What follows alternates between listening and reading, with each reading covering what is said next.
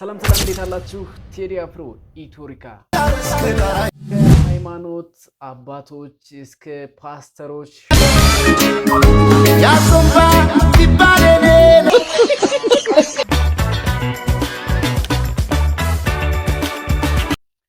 ሰላም እንዴት አላችሁ? ቴዲ አፍሮ ኢትዮሪካ ከሃይማኖት አባቶች እስከ ፓስተሮች ሸሆች ጭምር በቴዲ አፍሮ ሙዚቃ ውዝግብ ሲነሳና ንግግሮችን ሲያደርጉበት ግራም ሲያጋቡን ሰንብተዋል።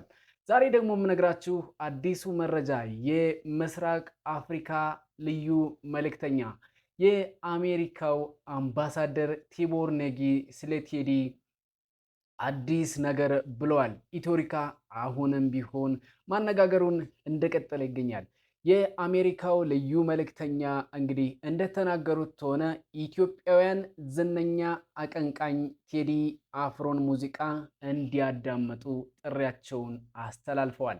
ነጊ በማህበራዊ ገጻቸው በትዊተር ገጻቸው ማለት ነው በይፋ እንዳስተላለፉ ከሆነ ሙዚቀኞች ከጋዜጠኞችና ከባለሙያዎች ይልቅ እውነትን ለመናገር ከፍተኛ ተጽዕኖ እንዳላቸውም ጠቁመዋል። ወደዱም ጠሉም ቴዲ አፍሮ በኢትዮጵያ ፖለቲካ ውስጥ እንደ ችግር የሚመለከታቸውን ጉዳዮች በዘፈን ለመግለጽ ያሳየው ዝግጁነትና ድፍረት አድናቆት ይገባዋል፣ ስሙትም ሲሉ ተደምጠዋል። አምባሳደር ነጊ በአሜሪካ የውጭ ጉዳይ ሚኒስትርነት ውስጥ ረጅም ዓመታት ያገለገሉና አንጋፋ ዲፕሎማት ሲሆኑ በተለይ በኢትዮጵያና በምስራቅ አፍሪካ ጉዳዮች ዙሪያ የተለየ ልምድ እንዳላቸው ይነገራል። ይህ አስተያየት እንግዲህ ቴዲ አፍሮ በሙዚቃው የሚያቀርበው ማህበራዊና ፖለቲካዊ መልእክት ወደ ሀገራዊና ዓለም አቀፋዊ መድረኮች መውጣቱን እያመለክተናል ማለት ነው። ታዬ ቦጋለ እንግዲህ ታዬ ቦጋለን አብዛኝ በታሪክ መምህርነት እናውቃቸዋለን። አሁን ደግሞ በሌላ በአዲስ ስራ ዘርፍ ላይ ሊመጡ ይመስላል። ታዬ ቦጋለ ምን አሉ?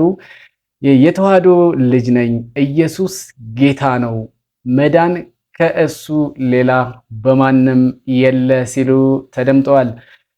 እንግዲህ ታዬ ቦጋለ አሜሪካ መክረማቸው ይታወቃል። መንግስትን በከፍተኛ ሁኔታ ሲቃወሙ መክረማቸውም እንደዚሁ የሚታወስ ነው። አሁን ደግሞ በልዩ ሁኔታ መንግስትን ይቅርታ ጠይቀው አገር ውስጥ ገብተዋል። መንግስትንም በመደገፍ ላይና በመንግስት ጎን በመሆን የተለያዩ ሀሳቦችን በመስጠት ላይ ይገኛሉ። በዚህም የተነሳ እንግዲህ ከአቤል ቀጥሎ ወደ ጌታ ለመሄድና ጌታን ለመቀበል እያኮበኮ ያሉ ሰው ናቸው ወይ የሚል ሀሳብ እየተነሳ ይገኛል። እንግዲህ የተዋህዶ ልጅ ነኝ ብለዋል። ለጊዜው ግን መዳን ከእሱ ሌላ በማንም የለም የሚሏትን አብዛኝ ፕሮቴስታንቶች እንደ መርህ የሚጠቀሟትን አባባል እሳቸውም ደግመዋታል። እንግዲህ ታዬ ቦጋለ ወደ ፕሮቴስታንት ያመራሉ ወይስ ተዋህዶ ሆነው ኢየሱስ ጌታ ነው፣ መዳን ከኢየሱስ ሌላ በማንም የለ የሚለውን መሃል ላይ ሆነው እየተናገሩት ይገኛሉ? ወይስ ደግሞ አዲስ አጀንዳ ለመሆን ነው ብቅ ያሉት የሚለው አሁንም እያነጋገረ ይገኛል። በሌላው መረጃችን እንግዲህ እንካያዝ እንግዲህ ሌላ ታሪክ ላይ ዝኑ እየመጣች ካሙዙ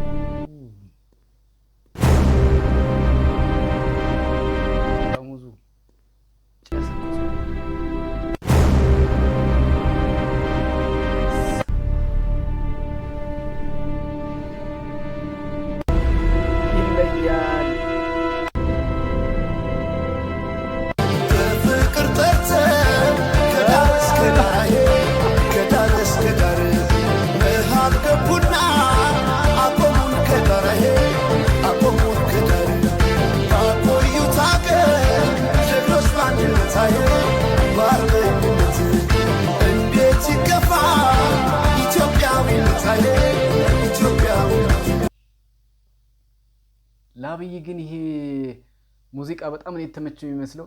ሌሎቹ ግን ጭንቀት በጣም ይበዛቸዋል፣ ፍርሃት አለው። አብይ ግን በደስታ ውስጥም ቢሆን እያነባ ነው። ተመችቶታል ማለት ይቻላል። ዋው